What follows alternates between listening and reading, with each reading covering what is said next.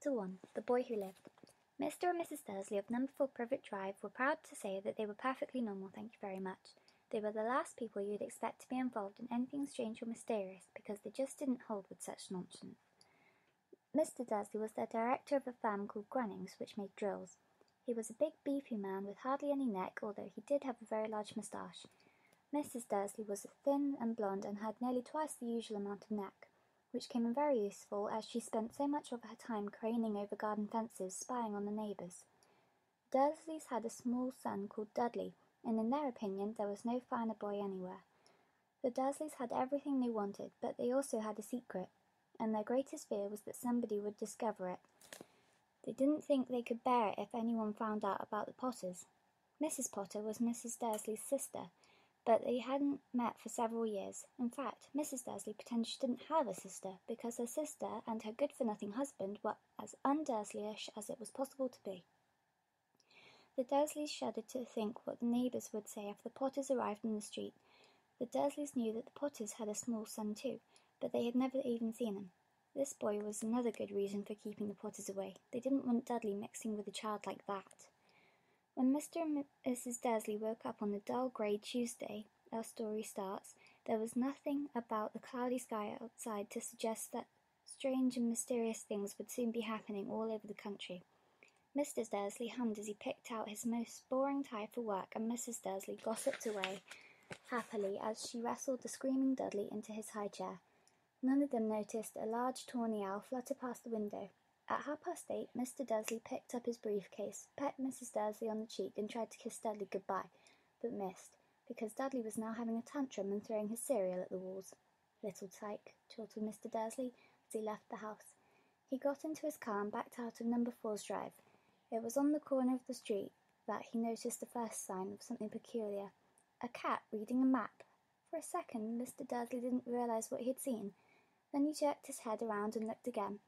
There was a tabby cat standing on the corner of Privet Drive, but there wasn't a map in sight. What could he have been thinking of? It must have been a trick of the light. But Mr. Dursley blinked and stared at the cat. It stared back. As Mr. Dursley drove around the corner and up the road, he watched the cat in his mirror. It was now reading the sign that said Privet Drive. No, looking at the sign. Cats couldn't read maps or signs. Mr. Dursley gave himself a little shake and put the cat out of his mind.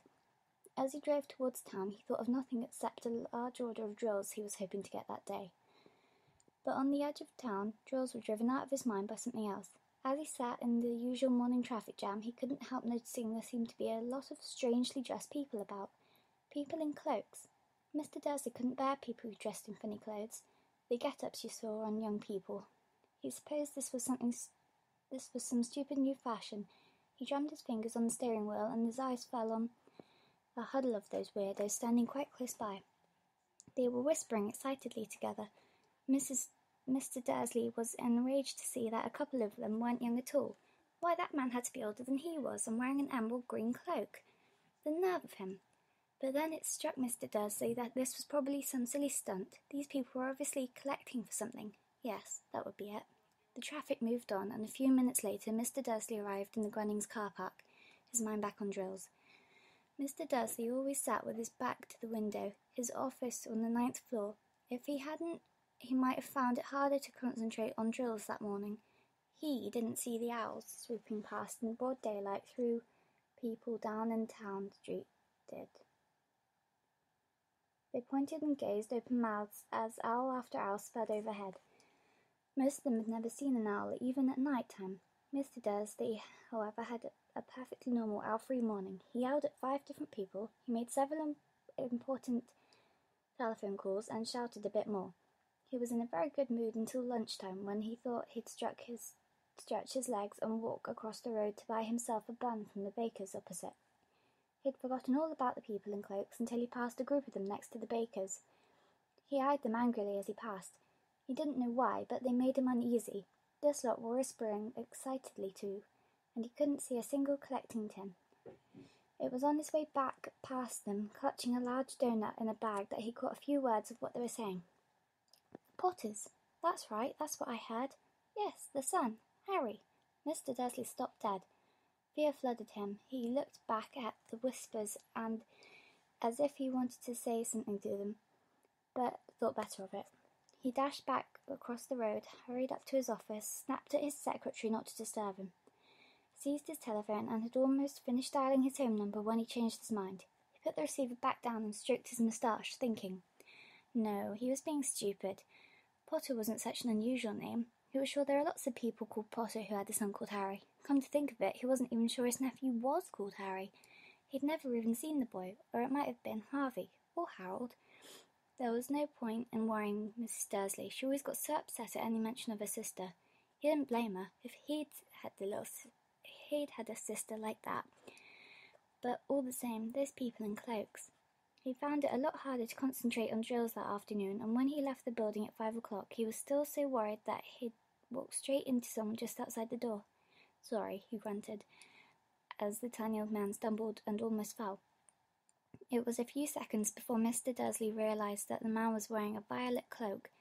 He didn't seem at all upset at being almost knocked to the ground. On the contrary, his face split into a wide smile, and he said in a squeaky voice that made passers-by stare, "Don't be sorry, my dear sir, for nothing could upset me today. Rejoice, for you know who has gone at last. Even muggles like yourself should be celebrating this happy, happy day." And the old man hugged Mr. Dursley around the middle and walked off. Mr. Dursley stood rooted to the spot. He had been hugged by a complete stranger. He also thought he had been called a muggle, whatever that was. He was rattled. He hurried to his car and set off home, hoping that he was imagining things which he had never hoped before, because he didn't approve of imagination.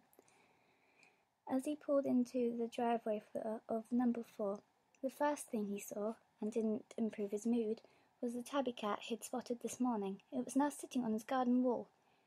He was sure it was the same one, and it had markings around its eyes. "Shoo," Mr. Dursley said loudly.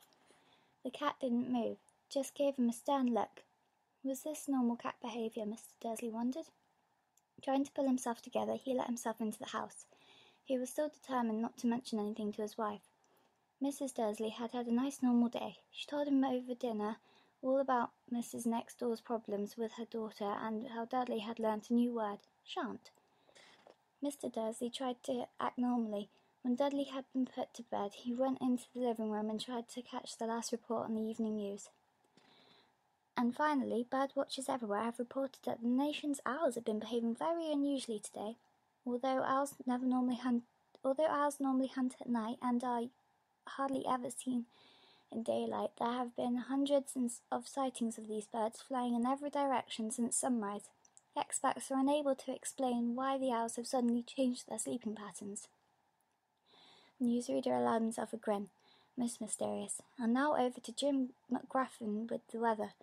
Going to be any more showers of owls tonight, Jim? Well, Ted, said the weatherman, I don't know about that, but it's not only the owls that have been acting oddly today. Viewers as far apart as Kent, Yorkshire and Dundee have been phoning in to tell me that instead of rain I promised yesterday, they've had a downpour of shooting stars. Perhaps people have been celebrating bonfire night early. It's not until next week, folks, but I can promise a wet night tonight.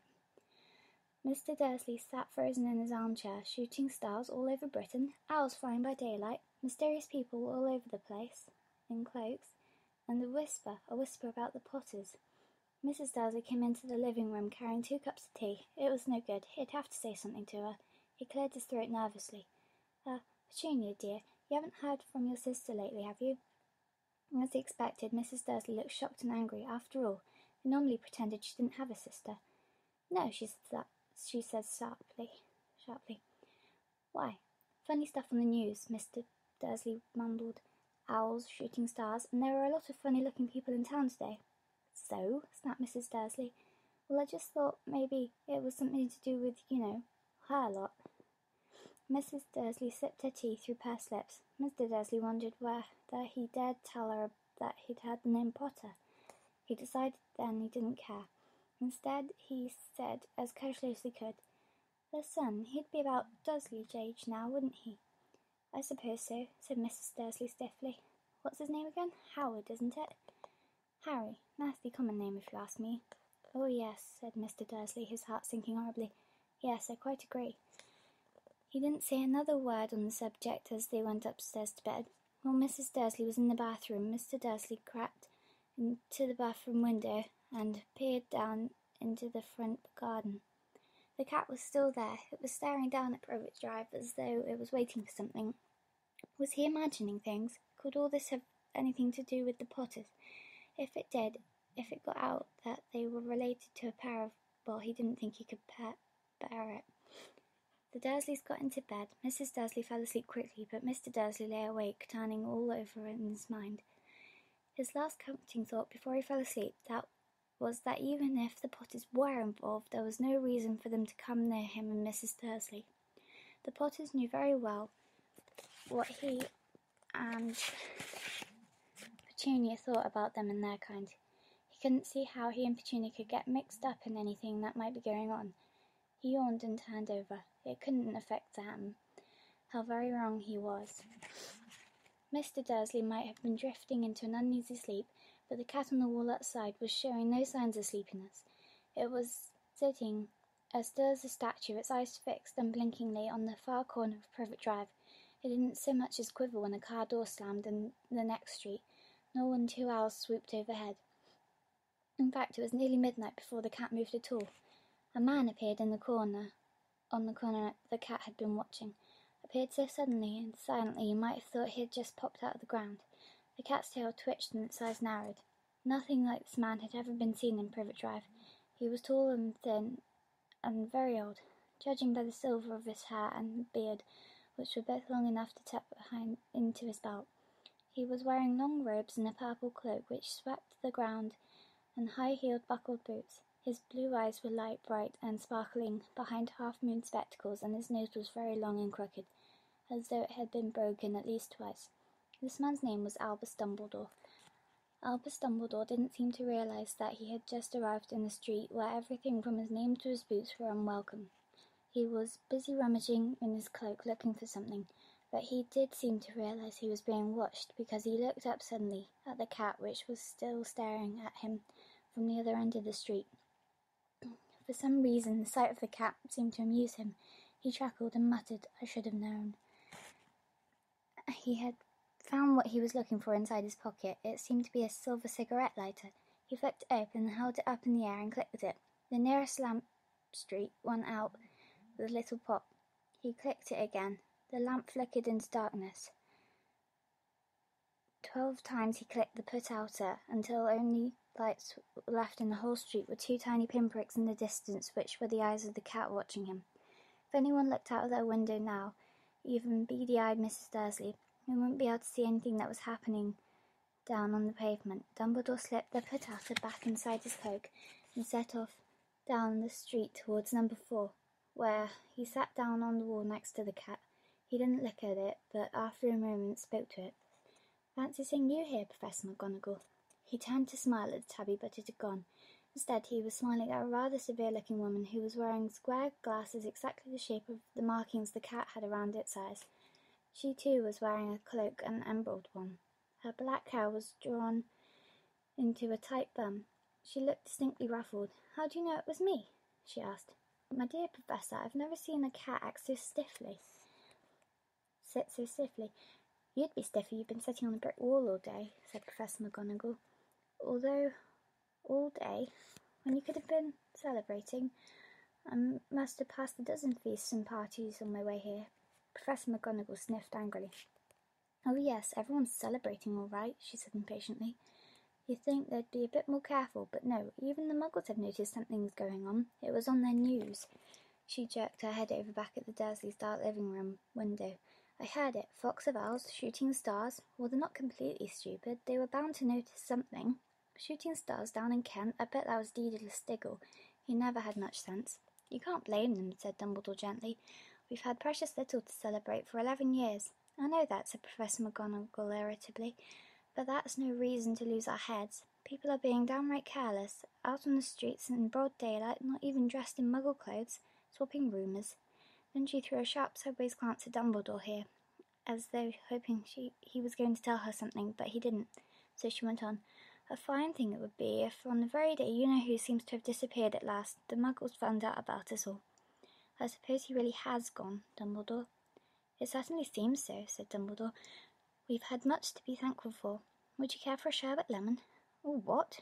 A sherbet lemon?" They're a kind of muggle sweet I'm rather fond of. No, thank you, said Professor McGonagall coldly, as though she didn't think this was the moment for sherbet lemons. As I say, even if you-know-who has gone.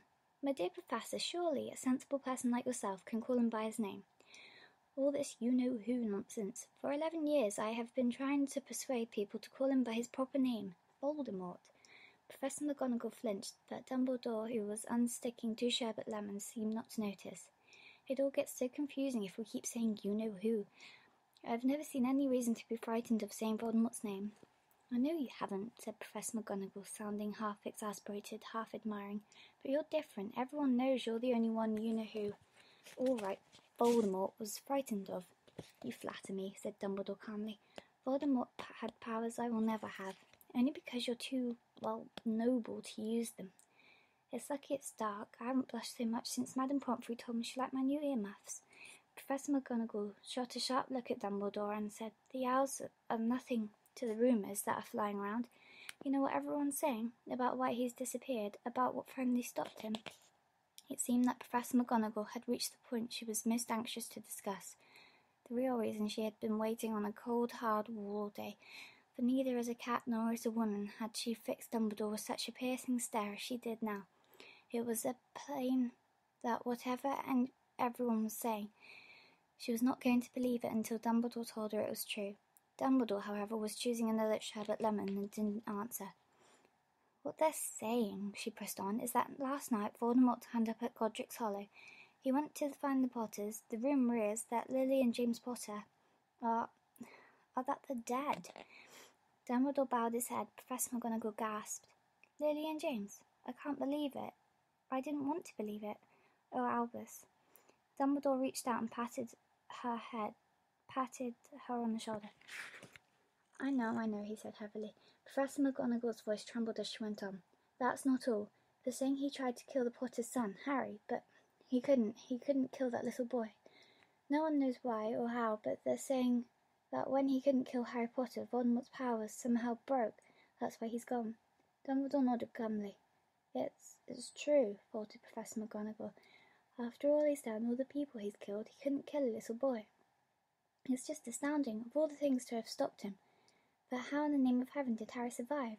We can only guess, said Dumbledore. We may never know. Professor McGonagall pulled out the laced handkerchief and dabbed at her eyes beneath her spectacles. Dumbledore gave a great sniff as he took a golden watch from his pocket and examined it. It was a very odd watch. It had 12 hands but no numbers. Instead, little planets were moving around the edge. It must have made sense to Dumbledore, though, because he put it back in his pocket and said, Hagrid's late. I suppose it was he who told you I'd be here, by the way. Yes, said Professor McGonagall, and I don't suppose you're going to tell me why you're here, of all places. I've come to bring Harry to his aunt and uncle. They're the only family he has left now. You can't mean the people who live here, cried Professor McGonagall, jumping to her feet and pointing at number 4. Dumbledore, you can't. I've been watching them all day. You couldn't find 2 people who are less like us, and they've got this son. I saw him kicking his mother all the way up the street, screaming for sweets. Harry Potter, come and live here. It's the best place for him, said Dumbledore firmly. His aunt and uncle will be able to explain everything to him when he's older. I've written them a letter. A letter? Repeated Professor McGonagall faintly, sitting back down on the wall. Really, Dumbledore, you think you can explain all this in a letter? These people will never understand him. He'll be famous, a legend. I wouldn't be surprised if today was known as Harry Potter Day in future. There will be books written about Harry. Every child in our world will know his name. Exactly, said Dumbledore, looking very seriously over the top of his half-moon glasses. It would be enough to turn any boy's head. Famous before he can walk and talk, famous for something he won't remember. Can't you see how much better off he'll be growing up away from all that until he's ready to take it? Professor McGonagall opened her mouth, changed her mind, swallowed, and then said, Yes, you're right. Of course, but how is the boy getting here, Dumbledore? She eyed his cloak suddenly, as though she thought he might be hiding Harry underneath. Hagrid's bringing him. You think it wise to trust Hagrid with something as important as this? I would trust Hagrid with my life, said Dumbledore. I'm not saying his heart isn't in the right place, said Professor McGonagall grudgingly. but you can't pretend he's not careless. He does tend to... What was that? A low rumbling sound had broken the silence around them. It grew steadily louder as they looked up and down the street for some sign of a headlight. It swelled to a roar as they both looked up at the sky, and a huge motorbike fell out of the air and landed on the road in front of them. If the motorbike was huge, it was nothing to the man sitting astride it. He was almost twice as tall as a normal man and at least 5 times as wide. He looked simply too big to be allowed, and so wild. Long tangles of bushy black hair and a beard hid most of his face. He had hands the size of dustbin lids, and his feet, in their leather boots, were like baby dolphins. In his vast muscular arms he was holding a bundle of blankets. "Hagrid," said Dumbledore, sounding relieved. "At last. And where did you get that motorbike?" "Borrowed it, Professor Dumbledore, sir," said the giant, climbing carefully off the motorbike as he spoke. "Young Sirius Black lent it me. I've got him, sir." "No problems, were there?" "No, sir. House was almost destroyed, but I got him out all right before the muggles started swarming around. He fell asleep as we were flying over Bristol." Dumbledore and Professor McGonagall bent forward over the bundle of blankets. Inside, just visible, was a baby boy, fast asleep under a tuft of jet black hair. Over his forehead they could see a curiously shaped cut, like a bolt of lightning. "Is that where?" Professor McGonagall whispered. "Yes," said Dumbledore. "He'll have that scar forever." "Couldn't you do something about it, Dumbledore?" "Even if I could, I wouldn't. Scar can come in useful. I've had one myself above my left knee, which is a perfect map of the London Underground." "Well, give him here, Hagrid. We'd better get this over with." Dumbledore took Harry in his arms and turned towards the Dursleys' house. Could I say goodbye to him, sir?" asked Hagrid. He bent his great shaggy head over Harry and gave him what must have been a very scratchy, whiskery kiss. Then suddenly Hagrid let out a howl like a wounded dog. "Shh!" hissed Professor McGonagall. "You'll wake the Muggles." "So sorry," sobbed Hagrid, taking out a large spotted handkerchief and burying his face in it. "But I can't stand it. Lily and James dead, and poor little Harry off to live with Muggles." Yes, it's all very sad, but get a grip on yourself, Hagrid, or we'll be found," said Professor McGonagall, patting Hagrid gingerly on the arm as Dumbledore stepped over the low garden wall and walked to the front door. He laid Harry gently on the doorstep, took out the letter of his cloak, tucked it inside Harry's blankets, and then came back to the other two. For a full minute the 3 of them stood and looked at the little bundle. Hagrid's shoulders shook. Professor McGonagall blinked furiously, and the twinkling light that usually shone from Dumbledore's eyes seemed to have gone out. "Well," said Dumbledore finally, "that's it. We've no business staying here. We might as well go and join the celebrations." "Yes," said Hagrid in a muffled voice. "I'd best get this bike away. Good night, Professor McGonagall," Professor Dumbledore said, wiping his streaming eyes on his jacket sleeve. Hagrid swung himself onto the motorbike and kicked the engines into life. With a roar it rose into the air and off into the night. "I shall see you soon, I expect, Professor McGonagall," said Dumbledore, nodding to her. Professor McGonagall blew her nose in reply. Dumbledore turned and walked back down the street. On the corner he stopped and took out the silver petouter. He clicked it once, and 12 balls of light sped back to the street lamp so that Privet Drive glowed suddenly orange, and he could make out a tabby cat slinking around the corner at the other end of the street. He could just see the bundle of blankets on the step of number 4. "Good luck, Harry," he murmured. He turned on his heel, and with a swish of his cloak he was gone. A breeze ruffled the neat hedges of Privet Drive, which lay silent, and under the inky sky, the very last place you would expect astonishing things to happen, Harry Potter rolled over inside his blankets without waking up. One small hand closed on the letter beside him, and he slept on, not knowing he was special, not knowing he was famous, not knowing he would be woken in a few hours' time by Mrs. Dursley's scream as she opened the front door to put out milk bottles, nor that he would spend the next few weeks being prodded and pinched by his cousin Dudley. He couldn't know that at this very moment in time, people meeting in secret all over the country were holding up their glasses and saying in hushed voices, "To Harry Potter, the boy who lived."